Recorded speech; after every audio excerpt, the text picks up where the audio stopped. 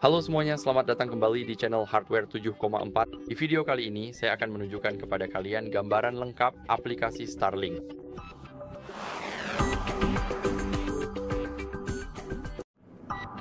Jadi pertama, izinkan saya membuka aplikasinya dan memulai dari awal. Di sini seperti yang bisa kalian lihat, kita akan mendapatkan informasi tentang Starlink kita. Untuk saya, sekarang sedang mencari satelit, jadi seperti yang kalian lihat, di sini juga sedang menentukan penyelarasan. Di sini kita bisa mengatur Wi-Fi jika belum dikonfigurasi secara default. Di sini kita bisa memberikan nama jaringan dan kata sandi. Kalian bisa memasukkan apa saja, begitu juga untuk kata sandinya. Sekarang di sini kalian bisa melihat statistik. Di sini kalian akan melihat keberhasilan ping kalian. Seperti yang bisa kalian lihat di sini. Pada dasarnya, di sini kalian bisa memeriksa perangkat kalian, Starlink, dan router kalian. Dan di sini juga ada penjelasannya. Pada dasarnya, sistem ini mengirimkan tes ping ke internet berkali-kali setiap menit, dan terkadang ada yang terlewat. Namun internet kalian tetap tidak akan terpengaruh oleh hal itu. Di sini kita punya latensi yang merupakan ping untuk para gamer, bisa dibilang begitu. Dan pada dasarnya, sistem ini akan mengirim banyak ping ke internet dan akan mengukur berapa lama waktu yang dibutuhkan dalam milidetik untuk pergi ke internet dan kembali lagi ke kita.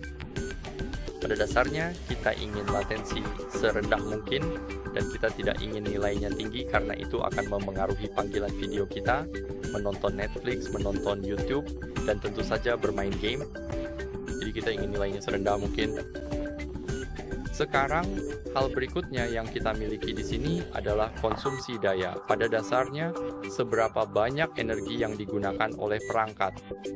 Saat ini, dayanya 40 watt dan rata-ratanya 55, tapi sekitar 2 jam sebelumnya rata-ratanya antara 75 dan saat ini 95. Jadi angkanya tidak selalu akurat. Namun, karena internet sedang tidak berfungsi sekarang, konsumsi watt jauh lebih rendah daripada sebelumnya. Di sini kita juga punya throughput, seperti yang kalian lihat, ini pada dasarnya mengukur kecepatan unduh dan unggah dari internet. Jadi, jika kalian ingin mengunggah atau mengunduh file besar, misalnya beberapa gigabyte, maka statistik ini akan meningkat. Sekarang, mari kita bahas tentang outage, yaitu saat internet tidak berfungsi. Di sini kalian bisa memeriksanya seperti yang kalian lihat, tidak ada outage selama 0,1 detik atau lebih dalam 8 menit terakhir. Jadi kalian tahu bahwa internetnya berfungsi.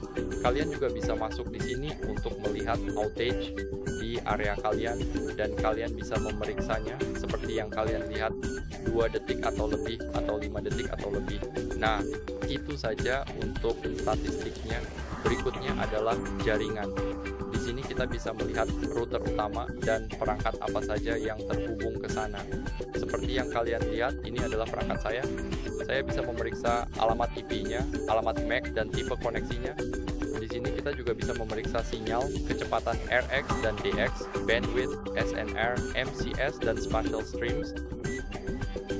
Sekarang kalian juga bisa memeriksa hal yang sama untuk catatan. Jika kalian memiliki Wi-Fi extender, maka perangkat yang terhubung akan ditampilkan di sini.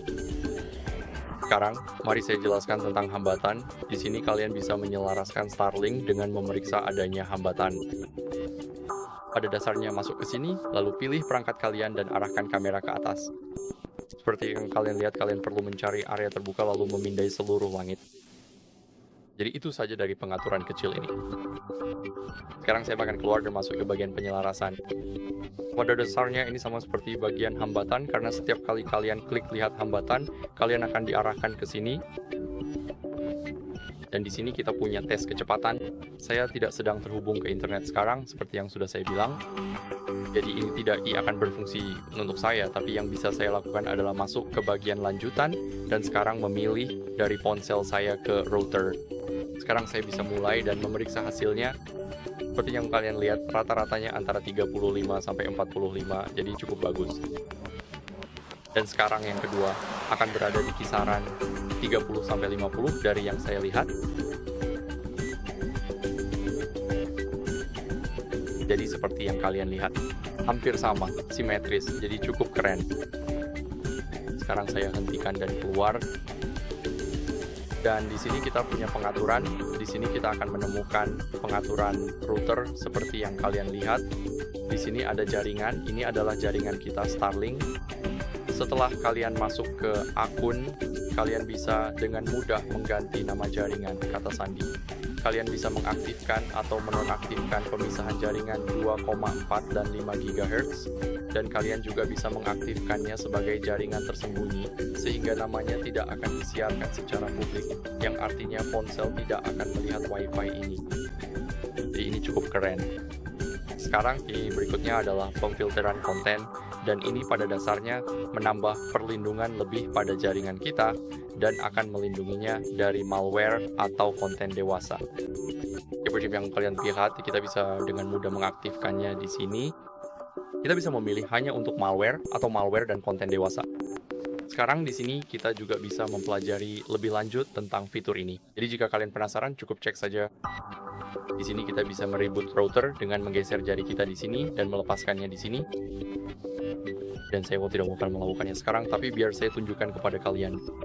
Sekarang, jika saya melepaskan jari saya, maka router akan melakukan reboot. Sekarang kita lanjut ke pengaturan lanjutan. Di sini kita punya server nama domain khusus, yaitu DNS. Dan pada dasarnya di sini kalian bisa menentukan alamat IPv4 dan IPv6 untuk satu atau lebih DNS alternatif. Jadi ini cukup keren. Sekarang mari kita ke mode bypass. Dan di sini pada dasarnya ini akan sepenuhnya menonaktifkan router. Pada dasarnya kamu tidak akan punya internet, tapi itu membutuhkan Starlink lain atau router pihak ketiga. Dan setelah itu, reset pabrik manual perlu dilakukan. Dan terakhir, di sini kita punya opsi reset pabrik. Pada dasarnya kamu perlu menggunakan penjepit kertas. Kamu perlu menekan sekali tombol di router kamu di sini, di antara dua slot Ethernet, lalu router akan mulai mereset dirinya sendiri ke pengaturan default. Sekarang, mari kita lanjut ke Starlink, dan di sini kita akan menemukan beberapa pengaturan lagi. Di sini ada fitur Snowmelt. Seperti yang bisa kalian lihat, fitur ini pada dasarnya akan mencairkan salju, tapi kamu bisa menonaktifkannya. Seperti yang kalian lihat, fitur ini tidak akan pernah menggunakan daya ekstra untuk mencairkan salju. Kamu juga bisa mengaturnya ke mode otomatis, seperti saya. Jadi perangkat akan secara otomatis mendeteksi salju dan memanaskannya saat benar-benar dibutuhkan. Dan preheat saya tidak merekomendasikannya karena hanya akan meningkatkan konsumsi daya, tapi pada dasarnya fitur ini akan menjaga seluruh perangkat Starlink tetap hangat untuk mencegah salju. Dan itu cukup keren, tapi menurut saya tidak terlalu sepadan. Sekarang kita lanjut ke jadwal tidur. Pada dasarnya di sini kamu bisa mengaktifkannya, dan Starlink tidak akan menyediakan internet. Misalnya dari jam 2 pagi sampai jam 7 malam. Dan perangkat juga akan mencoba menghemat daya. Jadi menurut saya itu cukup keren. Setiap kali kamu tidur, pada dasarnya Starlink akan mati. Dan saat kamu bangun, perangkat akan menyala kembali. Sekarang selanjutnya adalah pembaruan perangkat lunak. Di sini kamu bisa memilih waktu dalam sehari kapan kamu ingin Starlink melakukan reboot untuk menginstal pembaruan perangkat lunak tersebut. Sekarang kamu bisa melakukannya di malam hari sekitar jam 3 pagi. Jadi pada dasarnya seperti yang bisa kalian lihat di sini antara jam 12 malam sampai jam 6 pagi. Kamu bisa melakukannya di pagi, siang atau malam hari. Jadi ini cukup keren karena kamu tidak harus menunggu misalnya sampai malam atau pagi hari. Kamu bisa langsung memilih malam, tengah malam atau kapanpun kamu mau. Kapanpun kamu tidak di rumah. Dan sekarang di sini kita punya fitur reset peta hambatan. Pada dasarnya, setiap kali kamu memindahkan Starlink, lalu ingin mereset peta hambatan, kamu harus meresetnya di sini, lalu mengaturnya kembali. Tapi ini akan memakan waktu lama, sekitar beberapa jam, untuk benar-benar memulihkan dari yang terakhir. Dan pengaturan terakhir di sini pada dasarnya adalah me-reboot Starlink. Caranya sama, ya seperti yang kalian lihat, kalian cukup menggeser jari dan lepaskan saat sudah merah. Saya belum menunjukkannya di peta hambatan. Caranya sama, jadi menurut saya ini cukup keren. Sekarang yang terakhir, yang sebenarnya bukan pengaturan, tapi ini adalah gambaran umum aplikasi. Jadi kamu perlu mengetahuinya di sini. Di sini ada menu sport. Kamu bisa mencari alat olahraga. Di sini ada akun. Seperti yang kalian lihat, sekarang ada banyak sekali di sini. Kita punya bagian penagihan, cara kerjanya, dan masih banyak lagi. Sekarang di sini kita punya pesanan. Dan kita juga punya paket layanan seperti yang kalian lihat. Sekarang pengaturan dan instalasi, bagaimana cara mengaturnya dengan mudah. Seperti yang kalian lihat, di sini ada tutorial untuk itu. Dan di sini kita punya spesifikasi dan konfigurasi. Sekarang kamu bisa memeriksa spesifikasi perangkat kerasnya. Misalnya cuaca, perangkat pihak ketiga, penyaringan konten. Dan sekarang di sini kita punya bagian pemecahan masalah yang menurut saya paling penting. Seperti yang kalian lihat di sini tertulis offline, kerusakan, kecepatan lambat, hambatan, gangguan yang sering terjadi, dan masih banyak lagi. Jadi menurut saya itu cukup keren. Seperti yang kalian lihat, saya akan klik pada gangguan yang sering terjadi, dan di sini kalian bisa cek bagaimana cara mudah meningkatkan konektivitas Wi-Fi kalian. Dan inilah seluruh aplikasinya. Jadi menurut saya itu cukup keren. Terima kasih sudah menonton. Jangan lupa untuk like, subscribe, dan sampai jumpa di video berikutnya. Sampai jumpa.